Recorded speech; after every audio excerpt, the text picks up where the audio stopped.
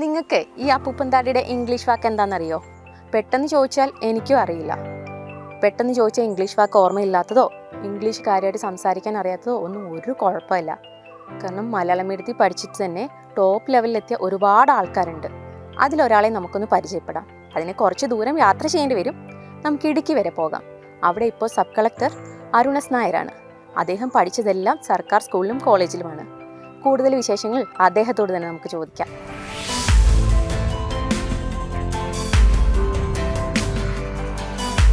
ഒരു ഹൗസ് ഏജൻസിയുടെ സമയം ആകുമ്പോഴാണ് ശരിക്കും ഈ ഒരു സിവിൽ സർവീസ് എന്നുള്ളൊരു ആഗ്രഹം വരുന്നത്. കുറേയേറെ വ്യത്യാസങ്ങൾ നമുക്കുണ്ടാകും. നമ്മുടെ ക്യാരക്ടറിൽ കുറേയേറെ വ്യത്യാസങ്ങൾ ഉണ്ടാകും. നമ്മൾ സംസാരിക്കുന്ന രീതി, നമ്മുടെ ഒരു ഡിസിഷൻ മേക്കിംഗ് സ്കില്ല്, ഇതിലൊക്കെ വ്യത്യാസം ഉണ്ടാകും. അപ്പോൾ ഇത് ആ ഒരു പരിശീലനത്തിൻ്റെ ഭാഗമായിട്ട് തന്നെ കിട്ടുന്നതാണ്. പിന്നെ സിവിൽ സർവീസിനെ സംബന്ധിച്ചിടത്തോളം എല്ലാ കാര്യങ്ങളും പഠിച്ചിട്ട് ഈ ഒരു പരീക്ഷ എഴുതാമെന്ന് വെച്ച് കഴിഞ്ഞാൽ നടക്കുന്ന കാര്യമല്ല. ഒരു പ്രിസ്ക്രൈബ്ഡ് ആയിട്ടുള്ള സിലബസ് ഉണ്ട്. ആ സിലബസിനകത്തു നിന്നുള്ള കാര്യങ്ങൾ മാത്രം പഠിച്ചാൽ മതി. ഒരുപാട് കാര്യങ്ങൾ പഠിക്കാതിരിക്കുക എന്നുള്ളൊരു അഭിപ്രായക്കാരാണ് ഞാൻ. കുറച്ച് കാര്യങ്ങൾ പഠിച്ച് കൂടുതൽ തവണ റിവൈസ് ചെയ്യുക, അതാണ് ഏറ്റവും നല്ല സ്ട്രാറ്റജി. സാർ പഠിച്ചതൊക്കെ സർക്കാർ സ്കൂളിലും കോളേജിലൊക്കെ ആയിരുന്നല്ലോ. ഞാൻ പൊതുവായിട്ട് കേട്ട ഒരു കാര്യം ചോദിക്കുകയാണ്. പൊതുവെ മലയാളം മീഡിയത്തിൽ പഠിക്കുന്ന പിള്ളേർക്ക് ഇംഗ്ലീഷ് സംസാരിക്കുമ്പോൾ ഈ പ്രൊണൗൺസിയേഷൻ്റെ കാര്യം വരുമ്പം അല്ലെങ്കിൽ ആശയവിനിമയം നടത്താനൊക്കെ ബുദ്ധിമുട്ടുണ്ടെന്ന് പൊതുവെ പറയാറുണ്ട്. അതിൽ എത്രത്തോളം സത്യമുണ്ട്? സാറിന് അങ്ങനെ പ്രൊനൗൺസിയേഷനൊക്കെ നടത്തുമ്പോൾ എന്തെങ്കിലും ഇഷ്യൂ ഉണ്ടായിരുന്നോ? അങ്ങനത്തെ ഇഷ്യൂസിനെയൊക്കെ എങ്ങനെയായിരുന്നു സോൾവ് ചെയ്തിരുന്നത്? ശരിക്കും ഇപ്പോൾ ഒരു ഇംഗ്ലീഷ് എന്ന് പറഞ്ഞൊരു കമ്മ്യൂണിക്കേറ്റീവ് മീഡിയമായിട്ട് യൂസ് ചെയ്യുന്ന സമയത്ത് ഓഫ് കോഴ്സ് നമുക്ക് ചില ബുദ്ധിമുട്ടുകൾ നേരിടാം. പക്ഷെ അതിനെ നമുക്ക് ഓവർകം ചെയ്യാൻ പറ്റുന്നേ ഉള്ളൂ. അതൊരു അപ്രാപ്യമായിട്ടുള്ളൊരു സംഗതിയായിട്ട് എനിക്ക് തോന്നിയിട്ടില്ല. മാത്രമല്ല, ഇപ്പോൾ ഒരു പ്രൊനൗൺസിയേഷൻ എന്നൊക്കെ പറയുമ്പോൾ നമ്മൾ പലപ്പോഴും ബ്രിട്ടീഷ് ഇംഗ്ലീഷുമായിട്ടാണ് കമ്പയർ ചെയ്ത് പറയാറ്. ബ്രിട്ടീഷ് ആൾക്കാരെ എങ്ങനെ സംസാരിക്കുന്നു അതുപോലെ സംസാരിക്കാൻ നമ്മൾ പഠിക്കണം എന്നുള്ള രീതിയിൽ. പക്ഷെ അതിൻ്റെ ഒരു ആവശ്യമുണ്ടെന്ന് എനിക്ക് തോന്നുന്നില്ല. കാരണം ഇതൊരു കമ്മ്യൂണിക്കേഷൻ എന്നുള്ള ഒരു കാര്യമാണല്ലോ, ഒബ്ജക്റ്റീവാണ് നമുക്കുള്ളത്. മാത്രമല്ല, ഇംഗ്ലീഷ് എന്ന് പറയുന്നത് ഒരു യൂണിവേഴ്സൽ ലാംഗ്വേജ് ആണ്. അതിൽ തന്നെ ഇന്ത്യൻ ഇംഗ്ലീഷ് എന്ന് പറയുന്ന ഒരു വേർഷൻ ഇപ്പോൾ നല്ല രീതിയിൽ ഡെവലപ്പ് ചെയ്ത് വന്നിട്ടുള്ളൊരു സംഗതിയാണ്. അപ്പോൾ അതിൽ പ്രൊനൗൺസിയേഷൻ പല രീതിയിലായിരിക്കും. അത് ബ്രിട്ടീഷ് ഇംഗ്ലീഷുമായിട്ട് സെയിം ആവണം എന്ന് നിർബന്ധമില്ല. അപ്പോൾ മാത്രമല്ല, മറ്റ് പല രാജ്യങ്ങളെടുത്ത് നോക്കിക്കഴിഞ്ഞാലും അവരൊന്നും ബ്രിട്ടീഷ് ഇംഗ്ലീഷിൻ്റെ പ്രൊനൗൺസിയേഷൻ ആയിരിക്കില്ല ഫോളോ ചെയ്യുന്നത്. അപ്പോൾ അതുകൊണ്ട് ആ ഒരു രീതിയിൽ നമ്മളൊരു ബാലിശമായിട്ടുള്ള ഒരു കടുംപിടുത്തം പിടിക്കണമെന്നുള്ള ഒരു അഭിപ്രായം എനിക്കില്ല. മറിച്ച് കോൺഫിഡൻ്റ് ആയിട്ട് സംസാരിക്കാൻ, ലാംഗ്വേജ് യൂസ് ചെയ്യാനുള്ള ഒരു സ്കില്ല് ഡെവലപ്പ് ചെയ്തെടുത്താൽ മാത്രം മതി എന്നാണ് എനിക്ക് തോന്നിയിട്ടുള്ളത്. സാറ് മെഡിക്കൽ എൻട്രൻസ് 4ാം റാങ്കോടെ പാസ്സായ ആളാണ്. മെഡിക്കൽ കോളേജിലാണ് പഠിച്ചത്, തിരുവനന്തപുരത്ത്. അപ്പം ആ സമയത്തെ എന്തെങ്കിലും അനുഭവങ്ങളാണോ ഈ സിവിൽ സർവീസിലേക്ക് എത്താനായിട്ട് പ്രചോദനമായത്? ശരിക്കും സിവിൽ സർവീസ് എന്ന് പറയുന്നത് എൻ്റെ സ്കൂൾ ടൈമിലോ ഒന്നും തന്നെ ഒരു ആഗ്രഹമായിട്ട് എന്നിൽ ഉണ്ടായിരുന്നില്ല. അതിനുശേഷം ഒരു ഡോക്ടറാകണം എന്നുള്ളതായിരുന്നു സ്കൂളിൽ പഠിക്കുന്ന സമയത്തെല്ലാം ആഗ്രഹം. അങ്ങനെയാണ് മെഡിസിൻ എന്ന് പറഞ്ഞ ഫീൽഡിലേക്ക് വരുന്നത്.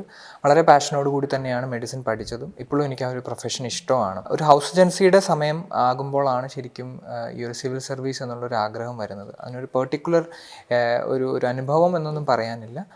മറിച്ച് ഒരു ഡോക്ടറിൻ്റെ ഒരു ജോബ് പ്രൊഫൈൽ എന്താണെന്ന് മനസ്സിലാകുന്നത് ഈ ഒരു ഹൗസ് ഏജൻസിയുടെ സമയത്താണ്. അപ്പോൾ ആ ഒരു സമയത്ത് നമ്മൾ നോക്കിയപ്പോൾ എനിക്ക് മനസ്സിലായ ഒരു കാര്യം, ഇത് പ്യൂർലി ഒരു അക്കാഡമിക് ആയിട്ടുള്ളൊരു പ്രൊഫഷനാണ്. അപ്പോൾ അതിൽ നമുക്കൊരു എക്സ്ട്രാ ഒരു ഇൻപുട്ട് ഇടാനുള്ള സ്കോപ്പ് വളരെ കുറവാണ്. ഒരു പ്ലാറ്റ്ഫോം ഇല്ല. പലപ്പോഴും നമ്മൾ ആലോചിക്കുമ്പോൾ നമ്മൾ ജീവിച്ചിരുന്നു, അതിനുശേഷം നമ്മൾ മരിച്ചതിന് ശേഷം നമ്മുടെ എന്തെങ്കിലും ഒരു കോൺട്രിബ്യൂഷൻ നമുക്ക് ഈ ഒരു ഇവിടെ ഇട്ടിട്ട് പോകണം എന്നുള്ളൊരു ആഗ്രഹക്കാരനാണ് ഞാൻ.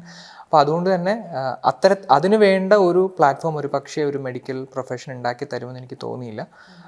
അതുകൊണ്ടാണ് അതിനേക്കാളും നല്ലൊരു പ്രൊഫഷൻ എന്നുള്ള രീതിയിൽ സിവിൽ സർവീസിലേക്ക് വരാൻ കാര്യം. അതുപോലെ തന്നെ ഈ ഹൗസ് സർജൻസി സമയത്തൊക്കെ മെഡിക്കൽ കോളേജിൽ പേഷ്യൻസുമായിട്ടൊക്കെ അടുത്ത് ഇടപെടേണ്ട സാഹചര്യം ഉണ്ടാവും. ഈ പേഷ്യൻസായിട്ട് വരുന്നവർ രോഗങ്ങളെക്കുറിച്ചിട്ട് മാത്രമല്ല അവരുടെ പേഴ്സണൽ ഇഷ്യൂസിനെ കുറിച്ചും ഷെയർ ചെയ്യും. അപ്പോൾ അങ്ങനെയുള്ള സാഹചര്യത്തിൽ ഒരു ഡോക്ടറായിട്ടിരുന്നാൽ എനിക്ക് കുറച്ച് ലിമിറ്റേഷൻ ഉണ്ട്. സിവിൽ സർവൻ്റ് ആയാൽ കുറച്ചുകൂടെ വാസ്റ്റായിട്ട് എനിക്ക് അവരെ സഹായിക്കാൻ പറ്റും. അപ്പം ആ ഒരു തോന്നലും ഉണ്ടായിട്ടുണ്ടോ ഈ ഒരു മേഖലയിലോട്ട് തിരിയാനായിട്ട്? തീർച്ചയായിട്ടും. ഇപ്പോൾ ഒരു ഡോക്ടറായിട്ടിരിക്കുമ്പോൾ ഒരു പേഷ്യൻ്റ് അടുത്തുള്ള അപ്രോച്ച് എന്ന് പറയുന്നത് ഒരു 1-to-1 അപ്രോച്ചാണ്. ഒരു രോഗി വരുന്നു, അയാളുടെ ബുദ്ധിമുട്ടുകൾ പറയുന്നു, അപ്പോൾ അതിന് വേണ്ട മരുന്ന് അല്ലെങ്കിൽ ഒരു പ്രൊസീജിയർ നമ്മൾ പ്രിസ്ക്രൈബ് ചെയ്യുന്നു. അതിനപ്പുറത്തേക്ക് കുറേയേറെ ഇഷ്യൂസ് ഒരു പക്ഷേ അയാളുടെ സോഷ്യലി അയാൾക്ക് ഉണ്ടായിരിക്കാം, കാശിൻ്റെ കുറവുണ്ടായിരിക്കാം, മറ്റു ബുദ്ധിമുട്ടുകളുണ്ടായിരിക്കാം. അപ്പോൾ അതൊന്നും ഒരു ഡോക്ടറെ പറ്റി അധികം കൺസേൺ ആവാറില്ല. മാത്രമല്ല അതിനകത്തേക്ക് ഇൻവോൾവ് ആകാൻ ഒരു ഡോക്ടറിന് ഒരുപാട് ലിമിറ്റേഷനും ഉണ്ട്. പക്ഷേ ഒരു സിവിൽ സർവൻറ്റ് എന്നുള്ള ഒരു പ്രൊഫഷനിലേക്ക് വരുമ്പോൾ ഇവിടെ 1-to-1 എന്നതിന് പകരമായിട്ട് ഒരു കൂട്ടം ആൾക്കാരെയാണ് നമ്മുടെ മുന്നിലേക്ക് നമുക്ക് കിട്ടുന്നത്. അപ്പോൾ ഒരു പോളിസി ഫ്രെയിം ചെയ്യുന്നതിനകത്തേക്കോ അല്ലെങ്കിൽ ഒരു പോളിസി ഇംപ്ലിമെൻറ്റ് ചെയ്യുന്നതിനകത്തേക്കോ നമുക്ക് റോള് വരികയാണ്. അപ്പോൾ അവിടെ ഒരാൾക്ക് ചെയ്തു കൊടുത്ത കാര്യം ഇവിടെ ഒരുപാട് ആൾക്കാർക്ക് 1000 പേർക്കോ അല്ലെങ്കിൽ 1,00,000 പേർക്കോ ഒരുമിച്ച് ചെയ്യാനായിട്ട് നമുക്ക് സാധിക്കും. ആ ഒരു ഹ്യൂജ് ഡിഫറൻസ്, ആ ഒരു സ്കെയിൽ ഡിഫറൻസ് ഈ ഒരു 2 പ്രൊഫഷൻ തമ്മിലുണ്ട്. അതാണ് ഇതിൽ ഏറ്റവും വലിയൊരു വ്യത്യാസമായിട്ട് ഞാൻ മനസ്സിലാക്കിയത്. ഈ അടുത്ത കാലത്തായിട്ട് കാണുന്ന ഒരു പ്രവണതയുണ്ട്, ഒരുപാട് ഡോക്ടർമാർ സിവിൽ സർവീസിലോട്ട് വരുന്നുണ്ട്. അതായത് ഈ ഡിഗ്രി പഠിച്ച് PG പഠിച്ച് ഡോക്ടർ എടുത്ത് കൈപ്പുണ്യൊക്കെ എടുത്ത് പേരെടുത്തിട്ട് മാത്രം നമുക്ക് എന്താ പറയുക തെളിയാൻ പറ്റിയൊരു ജോലിയാണ് ഡോക്ടറിൻ്റേത്. പക്ഷേ സിവിൽ സർവീസ് എന്ന് പറയുമ്പം കുറച്ചുകൂടി ജനങ്ങൾക്കിടയിലേക്ക് ഇറങ്ങി ജോലി ചെയ്യേണ്ട ഒരു കാര്യമാണ്. എന്തായിരിക്കും ഈ അടുത്ത കാലത്ത് അങ്ങനെ ഒരു പ്രവണത, ഡോക്ടർമാർ കൂടുതലും സിവിൽ സർവൻസ് ആവാനായിട്ട് തീരുമാനമെടുക്കേണ്ട ഒരു പ്രവണതയുണ്ട്? സാറിൻ്റെ പേഴ്സണൽ ഒപ്പീനിയൻ എന്തായിരിക്കും അതിനെക്കുറിച്ച്? ശരിക്കും ഇത് ഡോക്ടർമാരിൽ മാത്രം ഒതുങ്ങി നിൽക്കുന്ന ഒരു സംഗതിയായിട്ട് എനിക്ക് തോന്നിയിട്ടില്ല. ഒരുപാട് പ്രൊഫഷണൽസ് സിവിൽ സർവീസിലേക്ക് വരുന്നുണ്ട് എന്നുള്ളതാണ് നമ്മൾ കൂട്ടി വായിക്കേണ്ട ഒരു കാര്യം. ഇപ്പോൾ എൻ്റെ ബാച്ചിലെ 180 പേരെടുത്തു കഴിഞ്ഞാൽ എനിക്ക് തോന്നുന്നു 50% എൻജിനീയേഴ്സാണ്. അവർ IIT NIT പോലെയുള്ള വലിയ സ്ഥാപനങ്ങളിൽ നിന്ന് പഠിച്ചിറങ്ങിയിട്ടുള്ള ആൾക്കാരാണ്. MBA എടുത്ത ആൾക്കാരുണ്ട്, ലോയേഴ്സ് ഉണ്ട്. ആ കൂട്ടത്തിലാണ് ഏകദേശം ഒരു 10-12 ഡോക്ടേഴ്സും ഉള്ളത്. അപ്പോൾ അത് ഡോക്ടർമാർക്ക് മാത്രം വരുന്നതല്ല, ഒരുപാട് പ്രൊഫഷണൽസ് ഈ ഒരു ഫീൽഡിലേക്ക് ഇന്ന് വരുന്നുണ്ട് എന്നുള്ളൊരു കാര്യമാണ് നമ്മൾ ആദ്യം മനസ്സിലാക്കേണ്ടത്. പിന്നെ ഈ സൂചിപ്പിച്ച പോലെ ഒരു ഡോക്ടർ പ്രൊഫഷൻ എസ്റ്റാബ്ലിഷ് ചെയ്യണമെങ്കിൽ ഓഫ് കോഴ്സ് ഒരു കുറച്ച്, പ്രത്യേകിച്ച് നമ്മുടെ കേരളം പോലെയൊരു സംസ്ഥാനത്ത് ഡോക്ടർമാരുടെ എണ്ണം ഒരുപാടുള്ളത് കൊണ്ടും കോമ്പറ്റീഷൻ ഒരുപാടുള്ളത് കൊണ്ടും ഒരു എസ്റ്റാബ്ലിഷ്ഡ് ആയിട്ടുള്ള ഡോക്ടറായിട്ട് മാറാൻ ഒരു 40 വയസ്സ് എന്തായാലും എടുക്കും. അത് വെച്ച് നോക്കുമ്പോൾ നമുക്കൊരു ലൈഫ് സെക്യൂരിറ്റി എന്ന് പറയുന്നത് ഈ ഒരു പ്രൊഫഷന് ഒരു പക്ഷേ ജോബ് എന്നുള്ള നിലയിൽ നമുക്ക് കൂടുതലായിട്ട് കിട്ടും. അതിനേക്കാളും ഉപരിയായിട്ട് എനിക്ക് തോന്നുന്നു അതൊക്കെ ഓരോരുത്തരുടെ ആഗ്രഹമാണ്. അത് ആ ഒരു ആഗ്രഹത്തിലേക്ക് എത്താനുള്ള ഒരു വഴി എന്ന് പറയുന്നത് പല പ്രായത്തിലായിരിക്കും ഒരു പക്ഷേ തോന്നിയിട്ടുണ്ടാവുക. ഇപ്പോൾ എൻ്റെ കാര്യത്തിൽ അത് ഹൗസ് ഏജൻസി പഠിച്ചുകൊണ്ടിരുന്ന സമയത്താണ് എനിക്ക് തോന്നിയത്. ഒരു പക്ഷേ ചിലർക്ക് അതൊരു PG ചെയ്യുമ്പോഴായിരിക്കാം, ചിലപ്പോൾ അത് കഴിഞ്ഞ് വർക്ക് ചെയ്യുമ്പോഴായിരിക്കാം. അപ്പോൾ അത് ഓരോ വ്യക്തിയുടെ ആഗ്രഹം അല്ലെങ്കിൽ സ്വപ്നമാണ്. അപ്പോൾ അത് ഏത് പ്രായത്തിലും പുള്ളിക്ക് അല്ലെങ്കിൽ ആ ഒരു ആൾക്ക് ഉണ്ടായിക്കഴിഞ്ഞാൽ തീർച്ചയായിട്ടും ആ ഒരു സ്വപ്നം അക്യൂർ ചെയ്യാനുള്ള ആ ഒരു ശ്രമം അയാൾ നടത്തുക തന്നെ വേണം. അപ്പോൾ അതിൽ ആ ഒരു പ്രൊഫഷൻ എന്നുള്ള രീതി നോക്കണ്ട എന്നുള്ളൊരു അഭിപ്രായക്കാരനാണ് ഞാൻ. അതുപോലെ തന്നെ നമ്മൾ സെക്യൂറായിട്ടൊരു പ്രൊഫഷനിൽ നിൽക്കുമ്പം സിവിൽ സർവീസിലോട്ട് ചിലർ തിരിയാറുണ്ട്. ഇതൊരു ശരിക്കും ഒരു ഭാഗ്യ പരീക്ഷണം കൂടിയാണല്ലോ ഈ ഒരു എന്താ പറയുന്നത് ഇത്രയും വലിയൊരു അച്ചീവ്മെൻറ്റ് നേടുക എന്നുള്ളത്. അപ്പം സ്വന്തമായിട്ട് ഇപ്പോൾ ഒരു കരിയറിൽ നിൽക്കുമ്പോൾ സിവിൽ സർവീസിലോട്ട് വരാൻ ചിലർ ശ്രമിക്കാറുണ്ട്. അപ്പം അങ്ങനെയുള്ളവർക്ക് കൊടുക്കാനുള്ള എന്തെങ്കിലും ഉപദേശമോ അല്ലെങ്കിൽ മെസ്സേജോ എന്തെങ്കിലും ഉണ്ടോ? അത് ശരിക്കും ഈ ഒരു ഓൾറെഡി ഒരു എസ്റ്റാബ്ലിഷ്ഡ് പ്രൊഫഷനിൽ നിൽക്കുന്ന ആൾ സിവിൽ സർവീസിലേക്ക് എത്തുമ്പോൾ അത് വലിയൊരു ബാക്കപ്പ് പ്ലാൻ അല്ലെങ്കിൽ ഒരു പ്ലാൻ B എന്ന് പറയുന്നത് അയാൾക്ക് ഒരു എസ്റ്റാബ്ലിഷ്ഡ് ആയിട്ടുണ്ട്. അത് വലിയൊരു കോൺഫിഡൻസ് ബൂസ്റ്ററാണ് അയാളെ സംബന്ധിച്ചിടത്തോളം.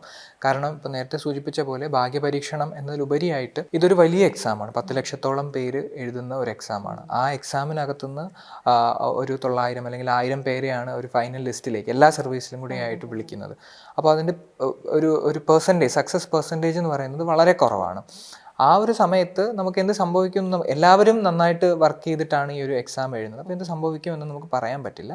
ഇൻ കേസ് നമ്മൾ ഫെയിൽ ആവുകയാണെങ്കിൽ ഈ ഒരു പ്രൊഫഷനുള്ള ഒരാളെ സംബന്ധിച്ചിടത്തോളം ഒരു പ്ലാൻ B അല്ലെങ്കിൽ ഒരു ബാക്കപ്പ് പ്ലാൻ ഉള്ളതുകൊണ്ട് അയാൾക്ക് ഈ സിവിൽ സർവീസ് എന്നുള്ളൊരു ആഗ്രഹം വിട്ടാണെങ്കിൽ കൂടി അയാൾക്ക് നല്ലൊരു ജോലി ചെയ്ത് മുന്നോട്ടേക്ക് പോകാനായിട്ട് പറ്റും. അപ്പോൾ അതുകൊണ്ട് ഒരു പ്രൊഫഷൻ ഞാൻ എപ്പോഴും പറയുന്ന ഒരു കാര്യം, സിവിൽ സർവീസിലേക്ക് എത്തുമ്പോൾ നമുക്ക് സിവിൽ സർവീസിലേക്ക് എന്നല്ല ഏതൊരു കാര്യത്തിൽ നമ്മൾ ഇറങ്ങുമ്പോൾ നമുക്കൊരു പ്ലാൻ B അല്ലെങ്കിൽ ഒരു ബാക്കപ്പ് പ്ലാൻ വേണം.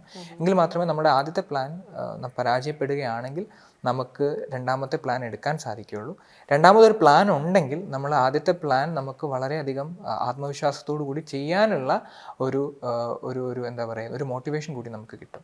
അതുപോലെ തന്നെ ഈ സിവിൽ സർവീസിലോട്ട് വരുവാണെങ്കിൽ എല്ലാവരും ചിലരും ഓപ്ഷനിൽ എടുക്കുമ്പോൾ മലയാളം എടുക്കാറുണ്ട്, കണക്കെടുക്കാറുണ്ട്. അപ്പം നമ്മുടെ കുറച്ച് സ്ട്രെങ്ത് ഉള്ള സബ്ജക്റ്റാണ് ഓപ്ഷനിലായിട്ട് തിരഞ്ഞെടുക്കാറുള്ളത്. പക്ഷേ സാറ് ഭയങ്കര റെയറായിട്ടുള്ള ഒരു ഓപ്ഷനിലാണ് എടുത്തത് മെഡിക്കൽ സയൻസ്.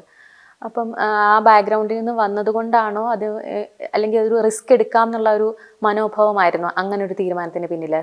ശരിക്കും ഇപ്പോൾ സിവിൽ സർവീസ് എക്സാമിനെ പറ്റി നോക്കുമ്പോൾ ഒരു ഐഡിയൽ ആയിട്ടുള്ള ഒരു ഓപ്ഷണൽ സബ്ജക്റ്റ് ഇല്ല. അതായത് ഇന്ന ഓപ്ഷണൽ എടുത്തത് കൊണ്ട് ഞാൻ പാസ്സാകും, അല്ലെങ്കിൽ ഇന്നത് എടുത്തതുകൊണ്ട് ഞാൻ ഫെയിലാകും, അങ്ങനെ ഒരു കൺസെപ്റ്റ് ഇല്ല. എല്ലാ ഓപ്ഷണൽ സബ്ജക്റ്റിനും അതിൻ്റേതായിട്ടുള്ള അഡ്വാൻറ്റേജും ഡിസഡ്വാൻറ്റേജും ഉണ്ട്. എന്നെ സംബന്ധിച്ചിടത്തോളം ഞാൻ ഒരു 6 വർഷം ഇൻവെസ്റ്റ് ചെയ്ത സബ്ജക്റ്റാണ് മെഡിക്കൽ സയൻസ് എന്ന് പറയുന്നത്. വളരെ നന്നായിട്ട് എഫേർട്ട് എടുത്ത് പഠിച്ചിട്ടുള്ള ഒരു സബ്ജക്റ്റും കൂടിയാണ്. അതുകൊണ്ട് തന്നെ പുതിയൊരു സബ്ജക്റ്റ് തുടങ്ങി അത്രയും സമയം കൂടി ഒരു പുതിയ സബ്ജക്റ്റ് പഠിച്ച് വരാനുള്ള ഒരു എഫേർട്ട് ഇടുന്നതിനേക്കാൾ ഓൾറെഡി എനിക്ക് അറിയാവുന്ന കാര്യങ്ങൾ ഒന്നും കൂടി റിവൈസ് ചെയ്യേണ്ട ആവശ്യം മാത്രമേ മെഡിക്കൽ സയൻസിനെ സംബന്ധിച്ചിടത്തോളം ഉണ്ടായിരുന്നു. അതുകൊണ്ടാണ് ഞാനൊരു സബ്ജക്ട് സെലക്ട് ചെയ്യാൻ കാര്യം. പക്ഷേ ഓഫ് കോഴ്സ് നേരത്തെ പറഞ്ഞ പോലെ കുറേയേറെ റിസ്ക് എലമെൻറ്റുകൾ അതിനകത്തുണ്ട്. അധികാരം എടുക്കാറില്ല, മാത്രമല്ല അതിന് കോച്ചിങ് ഒന്നും അവൈലബിൾ അല്ല. അപ്പോൾ എല്ലാം നമ്മുടേതായിട്ടുള്ള എഫേർട്ട് ഉണ്ടാവണം. അപ്പോൾ ഏതൊരു സബ്ജക്റ്റ് സെലക്ട് ചെയ്യുമ്പോഴും ആ ഒരു കാൻഡിഡേറ്റ് ഈ അഡ്വാൻറ്റേജും ഡിസഡ്വാൻറ്റേജും നമ്മളൊന്ന് ബാലൻസ് ചെയ്തിട്ട് വേണം ഒരു ഫൈനൽ ഡിസിഷനിൽ എത്താൻ വേണ്ടി. അപ്പോൾ ഞാൻ ആലോചിച്ചപ്പോൾ മെഡിക്കൽ സയൻസ് എടുക്കുന്നതാണ് എനിക്ക് കുറച്ചും കൂടി ഗുണകരമായിട്ട് എനിക്ക് തോന്നി. ഇനിയും പരിശീലനം കഴിഞ്ഞു എക്സാമിലോട്ട് വരുവാണെങ്കിൽ നമ്മൾ ഈ കോളേജിലൊക്കെ ഒരു ട്രിക്ക് പ്രയോഗിക്കാറുണ്ട് അത്യാവശ്യം മാർക്ക് സ്കോർ ചെയ്യാനായിട്ട്. ഒന്നുമില്ലെങ്കിൽ പോയിന്റ് ഹൈലൈറ്റ് ചെയ്ത് എഴുതും, ഇല്ലെങ്കിൽ പാരഗ്രാഫ് ചെയ്ത് അല്ലെങ്കിൽ ഡയഗ്രാം, അങ്ങനെ പല ടെക്നിക്കൊക്കെ ഉപയോഗിക്കാറുണ്ട്. അപ്പം സിവിൽ സർവീസ് പോലൊരു കടുത്ത മത്സര പരീക്ഷയിൽ അപ്പോൾ എങ്ങനെയുള്ള സ്ട്രാറ്റജി ആയിരിക്കും നമ്മൾ പ്രയോഗിക്കേണ്ടത്? ഇപ്പോൾ മെയിൻസിൻ്റെ ആൻസർ റൈറ്റിങ്ങിലേക്ക് വരുമ്പോൾ ശരിക്കും പല കാൻഡിഡേറ്റ്സും പല രീതിയിലുള്ള സ്ട്രാറ്റജി ആയിരിക്കും ഉപയോഗിച്ചിട്ടുണ്ടാവുക. പലരും സക്സസ്ഫുള്ളായിട്ടും ഉണ്ടാവും. അപ്പോൾ ചില ആൾക്കാർ പോയിന്റ് ബൈ പോയിന്റ് പറഞ്ഞാൽ ബുള്ളറ്റ് പോയിന്റ് പോലെ ആയിരിക്കും എഴുതുക, ചില ആൾക്കാർ പാരഗ്രാഫ് വൈസ് ആയിട്ടായിരിക്കും എഴുതുക. അത് ഓരോ കാൻഡിഡേറ്റും യുണീക്കാണ്, അവരുടെ സ്ട്രാറ്റജി അങ്ങനെ ആയിരിക്കാം. ഞാൻ ട്രൈ ചെയ്തത് ശരിക്കും ഇതിൻ്റെ എല്ലാം കൂടി ഒരു കോമ്പിനേഷനാണ് ട്രൈ ചെയ്തത്. അതിന് പ്രധാനപ്പെട്ട ഒരു കാര്യം, നമ്മളിപ്പോൾ എല്ലാം ഒരേ ടോണിൽ തന്നെ ആൻസർ എഴുതി കഴിഞ്ഞാൽ ആൻസർ വായിക്കുന്ന ആൾക്ക് ചിലപ്പോൾ ബോറടിക്കാൻ സാധ്യതയുണ്ട്. എല്ലാം ഒരേപോലെ ഇരിക്കും ആൻസറുകളെല്ലാം. മാത്രമല്ല ഇപ്പോൾ ചില ക്വസ്റ്റ്യൻസിൻ്റെ ആൻസർ ചിലപ്പോൾ പാരഗ്രാഫ് ആയിട്ടായിരിക്കും എഴുതി ഫലിപ്പിക്കാൻ എളുപ്പം, ചിലത് ബുള്ളറ്റ് പോയിന്റിൽ എഴുതാനായിരിക്കും എളുപ്പം. അപ്പോൾ അങ്ങനെ അതുകൊണ്ട് തന്നെ ക്വസ്റ്റ്യൻ അനുസരിച്ചിട്ട് ഏത് സ്റ്റൈൽ സെലക്ട് ചെയ്യണം എന്നനുസരിച്ച് ഒരു മിക്സഡ് ആയിട്ടുള്ള ഒരു അപ്രോച്ചാണ് ഞാൻ സ്വീകരിച്ചത്. അപ്പോൾ അത് എന്തായാലും സക്സസ്ഫുൾ ആവുകയും ചെയ്തു. എഗെയിൻ അതെല്ലാവർക്കും ഉപയോഗിക്കാൻ പറ്റുമോ ഇല്ലയോ എന്നുള്ള കാര്യത്തിൽ എനിക്ക് പറയാൻ പറ്റില്ല. അത് ഓരോ കാൻഡിഡേറ്റിൻ്റെയും ഇഷ്ടത്തിനനുസരിച്ച് ആ ഒരു സ്ട്രാറ്റജി സെലക്ട് ചെയ്യുന്നതായിരിക്കും നല്ലത്. അതുപോലെ തന്നെ നമ്മൾ കേട്ടിട്ടുണ്ട് അഭിമുഖം, സിവിൽ സർവീസിൻ്റെ അഭിമുഖം അത്യാവശ്യം പേടിക്കേണ്ട സംഗതിയാണ്. ഒരുപാട് സീനിയർ ആൾക്കാരിരുന്നിട്ടാണ് നമ്മൾ ഇൻ്റർവ്യൂ ചെയ്യുന്നത്. അപ്പം നമ്മൾ പറയുന്ന ഉത്തരത്തിൻ്റെ ക്ലാരിറ്റി കുറവോ അല്ലെങ്കിൽ എന്തെങ്കിലും തെറ്റുകളല്ല കള്ളം പറയുക അല്ലെ പിടിച്ചു നിൽക്കാൻ വേണ്ടിയിട്ട് എന്തെങ്കിലുമൊക്കെ അഡ്ജസ്റ്റ്മെൻറ്റ് ചെയ്താൽ അതൊക്കെ തിരിച്ചടിക്കുന്നു കേട്ടിട്ടുണ്ട്. അത് മാത്രമല്ല ഇതിന് കുറേ തെറ്റിദ്ധാരണകളും ഈ ഒരു ഇൻ്റർവ്യൂവിനെ കുറിച്ച് കേട്ടിട്ടുണ്ട്. ശരിക്കും സാറിൻ്റെ എക്സ്പീരിയൻസിൽ എങ്ങനെയായിരുന്നു ഇൻ്റർവ്യൂ? ശരിക്കും ഇൻ്റർവ്യൂ എന്നതിലുപരി നമ്മൾ പറയുന്നത് സിവിൽ സർവീസിൻ്റെ പേഴ്സണാലിറ്റി ടെസ്റ്റ് എന്നാണ്. അപ്പോൾ അവിടെ ഒരു നോളജ് അളക്കാനുള്ള ഒരു ടൂളായിട്ടല്ല പേഴ്സണാലിറ്റി ടെസ്റ്റ് ഉപയോഗിക്കുന്നത്. കാരണം ഓൾറെഡി ആ കാൻഡിഡേറ്റിൻ്റെ അറിവ് നമ്മൾ പ്രിലിമിനറി എക്സാമിലൂടെയും മെയിൻസ് എക്സാമിലൂടെയും ഓൾറെഡി അളന്നു കഴിഞ്ഞു. അതിന് ശേഷമാണല്ലോ സെലക്ട് ചെയ്ത് ഇൻ്റർവ്യൂവിലേക്ക് വരുന്നത്. ഈ ഒരു പേഴ്സണാലിറ്റി ടെസ്റ്റ് എന്ന് പറയുന്നത് ഈ ഒരു കാൻഡിഡേറ്റിൻ്റെ പേഴ്സണാലിറ്റി അളക്കാനാണ് യൂസ് ചെയ്യുന്നത്. അതായത് ഈ ഒരു കാൻഡിഡേറ്റ് ഈ ഒരു ജോലിക്ക് യോജിച്ചതാണോ, അയാൾക്ക് അതിനുള്ള ആറ്റിറ്റ്യൂഡ് ഉണ്ടോ, അല്ലെങ്കിൽ അതിനൊരു ക്യാരക്ടർ ഉണ്ടോ, ഇതൊക്കെയാണ് ആ പേഴ്സണാലിറ്റി ടെസ്റ്റിൽ നമ്മൾ ശരിക്കും അളക്കുന്നത്. അപ്പോൾ അവിടെ ഒരു ചോദ്യം ചോദിക്കുമ്പോൾ ഉത്തരം അറിയില്ല എന്ന് പറയാനുള്ള ഒരു ആർജവം അയാൾ കാണിക്കുന്നുണ്ടോ എന്നുള്ളതായിരിക്കും കൂടുതലായിട്ട് ടെസ്റ്റ് ചെയ്യുന്നത്. അപ്പോൾ അവിടെ ഒരു കള്ളത്തരം പറയാനോ ബ്ലഫ് ചെയ്യാനൊക്കെ ശ്രമിച്ചു കഴിഞ്ഞാൽ ഓഫ് കോഴ്സ് നമ്മുടെ പ്രായത്തിനേക്കാൾ കൂടുതൽ എക്സ്പീരിയൻസ് ഉള്ള ആൾക്കാരായിരിക്കും ഇൻ്റർവ്യൂ ബോർഡിൽ. അപ്പോൾ അവർക്ക് നന്നായിട്ട് മനസ്സിലാവും അയാൾ എന്തിനാണ് ശ്രമിക്കുന്നത് എന്നുള്ളത്. അപ്പോൾ ആ ഒരു റിസ്ക് എടുക്കേണ്ട ആവശ്യം അവിടെ ഇല്ല. മറിച്ച് ഒരു നമുക്കറിയാത്ത ക്വസ്റ്റ്യൻ ആണെങ്കിൽ നമ്മൾ എല്ലാം അറിഞ്ഞുകൊണ്ട് ഒരാൾക്കും ഈ ഒരു പേഴ്സണാലിറ്റി ടെസ്റ്റിന് പോയിരിക്കാൻ പറ്റില്ല. അപ്പോൾ അറിയില്ല, ഞാൻ പഠിച്ചുകൊള്ളാം എന്നുള്ള ഒരു ആൻസർ പറയുന്നതായിരിക്കും അവിടെ എപ്പോഴും നല്ലത്. മാത്രമല്ല ഈ ഒരു പേഴ്സണാലിറ്റി ടെസ്റ്റ് എന്നൊരു 1-to-1 ഒരു ക്വസ്റ്റ്യൻ ആൻസർ എന്നുള്ള മോഡിന് പകരം ഒരു ഡിസ്കഷൻ എന്നുള്ള രീതിയിലാണ് പലപ്പോഴും പോകാറ്. അവർ കുറച്ച് കാര്യങ്ങൾ ചോദിക്കുന്നു, നമുക്ക് അതിനകത്ത് ഉള്ള നമ്മുടെ അഭിപ്രായങ്ങൾ രേഖപ്പെടുത്തുന്നു. അപ്പോൾ അതിൽ അവർ യോജിക്കാം വിയോജിക്കാം അത് നമ്മളോട് പറയുന്നു. അങ്ങനെ ഒരു ഡിസ്കഷൻ മോഡിലാണ് പലപ്പോഴും ഈ ഒരു പേഴ്സണാലിറ്റി ടെസ്റ്റ് പോകാറ്. ഇത് കഴിഞ്ഞു ഇനി പരിശീലനത്തിലോട്ട് വരികയാണ്. അപ്പോൾ ആ ഒരു സമയത്ത് നമ്മൾക്കിപ്പം എല്ലാ ആൾക്കാരിലും സ്ട്രെങ്ത് ഉണ്ട്, വീക്ക്നെസ് ഉണ്ട്. അപ്പം പക്ഷേ ഒരു സിവിൽ സർവൻ്റായിട്ട് ഇരിക്കുമ്പോൾ നമ്മൾ ഒരുപാട് ആളുകളെ മാനേജ് ചെയ്യേണ്ട ഒരാളാണ്. അപ്പം ഈ ഒരു പരിശീലനം ശരിക്കും നമ്മുടെ വ്യക്തിത്വത്തെ ഒക്കെ ഉടച്ച് വാർക്കുന്ന ഒരു കാലഘട്ടം കൂടിയാണല്ലോ. അപ്പം അതിന് മുമ്പും ശേഷവും സാറിൻ്റെ വ്യക്തിത്വത്തിൽ വന്നിട്ടുള്ള മാറ്റങ്ങളെ കുറിച്ചിട്ടൊന്ന് പറയാമോ? ശരിക്കും മാറ്റം അതൊരു കണ്ടിന്യൂസ് പ്രോസസ്സ് ആയതുകൊണ്ട് എനിക്കത് പിൻ പോയിന്റ് ചെയ്യാൻ പറ്റുമോ എനിക്കറിയില്ല. അപ്പോൾ അത് അറിയണം എന്നുണ്ടെങ്കിൽ ഇപ്പോൾ എൻ്റെ ഇതിന് മുന്നുള്ള ഫേസും അതിന് ശേഷമുള്ള ഫേസും കണ്ട ആൾക്കാർക്ക് മാത്രമേ ചിലപ്പോൾ അത് ഡിസ്റ്റിങ്ക്വിഷ് ചെയ്ത് പറയാനായിട്ട് പറ്റുള്ളൂ. പക്ഷേ കുറേയേറെ വ്യത്യാസങ്ങൾ നമുക്കുണ്ടാകും. നമ്മുടെ ക്യാരക്ടറിൽ കുറേയേറെ വ്യത്യാസങ്ങളുണ്ടാകും. നമ്മൾ സംസാരിക്കുന്ന രീതി, നമ്മുടെ ഒരു ഡിസിഷൻ മേക്കിംഗ് സ്കില്ല്, നമ്മളൊരു കാര്യത്തെ നോക്കിക്കാണുന്ന രീതി, ഇതിലൊക്കെ വ്യത്യാസം ഉണ്ടാകും. അപ്പോൾ ഇത് ആ ഒരു പരിശീലനത്തിൻ്റെ ഭാഗമായിട്ട് തന്നെ കിട്ടുന്നതാണ്. അതൊരു അതൊരു ഒരു ഓട്ടോമാറ്റിക് പ്രോസസ്സായിട്ട് നടക്കുന്ന കാര്യമാണ്. നമ്മൾ പോലും അറിയാതെ നമുക്കുണ്ടാകുന്ന ഒരു ചേഞ്ച് ആയിട്ട് വരുന്ന ഒരു കാര്യമായിട്ടാണ് എനിക്ക് തോന്നിയിട്ടുള്ളത്. അപ്പോൾ ഒരു ആസ്പിരൻറ്റിൽ നിന്ന്, സിവിൽ സർവീസ് ആസ്പിരൻറ്റിൽ നിന്ന് ഒരു സിവിൽ സർവീസ് ഓഫീസറിലേക്കുള്ള ഒരു എവല്യൂഷനാണ് ശരിക്കും ആ പരിശീലനത്തിലൂടെ നടക്കുന്നത്. അപ്പോൾ ആ ഒരു ചേഞ്ച് ഓഫ് കോഴ്സ് എന്തായാലും ഉണ്ടാകുന്നുണ്ട്. അപ്പോൾ പിന്നെ ബാക്കിയെല്ലാം ഒരു ഇൻ ട്രെയിനിങ്, കാരണം പരിശീലനം എത്രയൊക്കെ ഉണ്ടെന്ന് പറഞ്ഞു കഴിഞ്ഞാലും ബാക്കി നമ്മുടെ അനുഭവങ്ങളിൽ കൂടെ ആയിരിക്കും നമ്മൾ പഠിക്കുക. അത് ഒരു ഓൺ ഗോയിങ് പ്രോസസ്സായിട്ട് എല്ലായ്പ്പോഴും സംഭവിച്ചുകൊണ്ടിരിക്കുന്ന കാര്യമായിട്ടാണ് എനിക്ക് തോന്നിയിട്ടുള്ളത്. ഈ കുറി സിവിൽ സർവീസിന് ഒരുപാട് ആൾക്കാർ ശ്രമിക്കുന്നുണ്ട്. ഇപ്പം സാറിനാണെങ്കിൽ 3ാമത്തെ പരിശ്രമത്തിലാണ് 55 റാങ്കോടെ സിവിൽ സർവീസിൽ കയറി പറ്റാൻ പറ്റിയത്. അപ്പം ആ ഒരു ആദ്യത്തെ 2 തവണയും എന്തൊക്കെയോ മിസ്റ്റേക്ക് വരുത്തിയിട്ടുണ്ട്, അല്ലെ നെഗറ്റീവ് മാർക്കിൻ്റെ ഇഷ്യൂസ് ഉണ്ടായിട്ടുണ്ട്. അപ്പോൾ കട്ട് ഓഫ് മാർക്കിന് അരികിലെത്തിയിട്ടും പരാജയപ്പെട്ടിട്ടുണ്ട്. അപ്പം ഇനി ശ്രമിക്കുന്നവരോട് സാറിൻ്റെ എക്സ്പീരിയൻസിൽ നിന്ന് എന്തൊക്കെ കാര്യങ്ങളായിരിക്കും ശ്രദ്ധിക്കണം എന്ന രീതിയിൽ പറയാനുള്ളത്? അപ്പോൾ എൻ്റെ ഒരു എക്സ്പീരിയൻസ് എന്ന് പറയുകയാണെങ്കിൽ, ഞാൻ ആദ്യത്തെ തവണ എഴുതിയത് ഞാൻ കോളേജിൽ ഫൈനൽ ഇയർ പഠിക്കുന്ന സമയത്ത് തന്നെയാണ്. അപ്പോൾ അത് ഞാൻ അത്ര സീരിയസ് അറ്റംപ്റ്റ് ആയിട്ട് കൊടുത്തിട്ടുണ്ടായിരുന്നില്ല.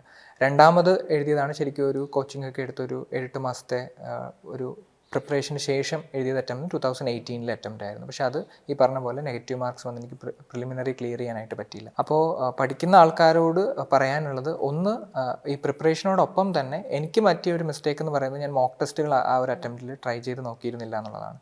അപ്പോൾ നമ്മൾ കുറേ കാര്യങ്ങൾ പഠിച്ചാലും അതൊരു എക്സാം പോയിന്റ് ഓഫ് വ്യൂവിൽ അത് റിഫ്ലക്ട് ചെയ്താൽ മാത്രമേ നമുക്ക് ഈ ഒരു എക്സാം ക്ലിയർ ചെയ്യാൻ പറ്റുള്ളൂ. അപ്പോൾ പഠിക്കുന്ന കാര്യങ്ങൾ എന്തൊക്കെയാണ്, എവിടെയൊക്കെയാണ് മിസ്റ്റേക്ക് എന്നറിയണമെങ്കിൽ ഇത്തരത്തിലുള്ള മോക്ക് ടെസ്റ്റുകൾ എഴുതേണ്ടത് അത്യാവശ്യമാണ്. എന്നാലേ നമുക്കുള്ള തെറ്റുകൾ നമുക്ക് മനസ്സിലാക്കാൻ പറ്റും.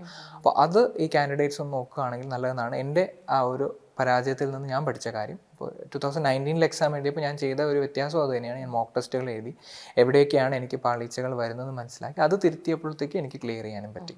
അപ്പോൾ പഠിക്കുന്നതിനോടൊപ്പം ഈ ഒരു കാര്യം, ഒരു സെൽഫ് ഇവാലുവേഷൻ എന്നുള്ള കാര്യം കൂടി വളരെ ഇമ്പോർട്ടൻ്റ് ആണെന്നുള്ളതാണ്. പിന്നെ സിവിൽ സർവീസിനെ സംബന്ധിച്ചിടത്തോളം എല്ലാ കാര്യങ്ങളും പഠിച്ചിട്ട് ഈ ഒരു പരീക്ഷ എഴുതാമെന്ന് വെച്ച് കഴിഞ്ഞാൽ നടക്കുന്ന കാര്യമല്ല. ഒരു പ്രിസ്ക്രൈബ്ഡ് ആയിട്ടുള്ള സിലബസ് ഉണ്ട്. ആ സിലബസിനകത്തുനിന്നുള്ള കാര്യങ്ങൾ മാത്രം പഠിച്ചാൽ മതി. പിന്നെ ഒരു കാര്യം എന്ന് പറയുന്നത്, ഒരുപാട് കാര്യങ്ങൾ പഠിക്കാതിരിക്കുക എന്നുള്ളൊരു അഭിപ്രായക്കാരാണ് ഞാൻ. കുറച്ച് കാര്യങ്ങൾ പഠിച്ച് കൂടുതൽ തവണ റിവൈസ് ചെയ്യുക, അതാണ് ഏറ്റവും നല്ല സ്ട്രാറ്റജി. എല്ലാ കാര്യങ്ങളും പഠിച്ച് നമുക്ക് ഓർത്തു വെക്കാൻ ചിലപ്പോൾ പറ്റിയെന്ന് വരില്ല. അപ്പോൾ സിലബസിനകത്ത് നിന്നുകൊണ്ട് ലിമിറ്റഡ് ആയിട്ടുള്ള കാര്യങ്ങൾ പഠിക്കുക, അത് റിവൈസ് ചെയ്ത് എക്സാമിനകത്ത് റിഫ്ലക്റ്റ് ചെയ്യുക എന്നുള്ളതാണ് ഏറ്റവും നല്ല സ്ട്രാറ്റജി.